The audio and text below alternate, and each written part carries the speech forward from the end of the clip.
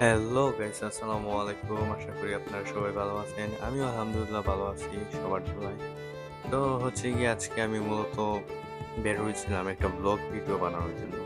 কিন্তু আমার যে জায়গায় যাওয়ার কথা ছিল অনেক দূরে একটা জায়গায়, অনেক সুন্দর জায়গাটা।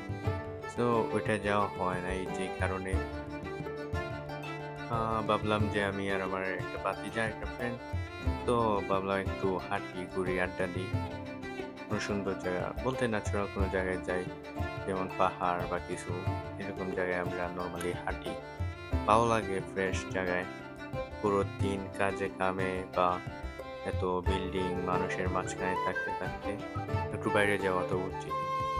তো গেলাম আমরা ওইদিকে। আমি তো ভিডিও করতে অনেক ভালোবাসি। তো ওইজন্য আমি একটা সিনেমেটিক ভিডিও করলাম। যদিও আমি একজন ব্লগার, তারপরও আমি একটা সিনেমেটিক শুট করলাম।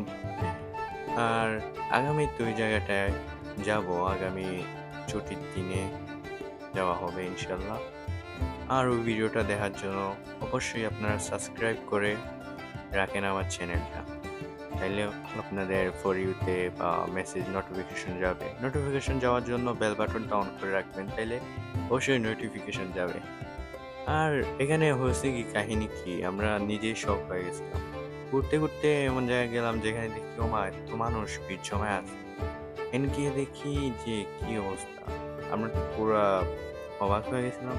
পরে দেখি ওমা এখানে তো মাদ্রিদের প্লেয়াররা, রিয়াল মাদ্রিদের প্লেয়াররা আইসা নামতাছে। কারণ হচ্ছে গিয়ে দিনটা ছিল বার্সেলোনা আর রিয়াল মাদ্রিদের ম্যাচের আগের দিন। তো ফার্স্ট টাইম এইভাবে রিয়াল মাদ্রিদের প্লেয়ারদেরকে রিয়েল লাইফে দেখেছিলাম।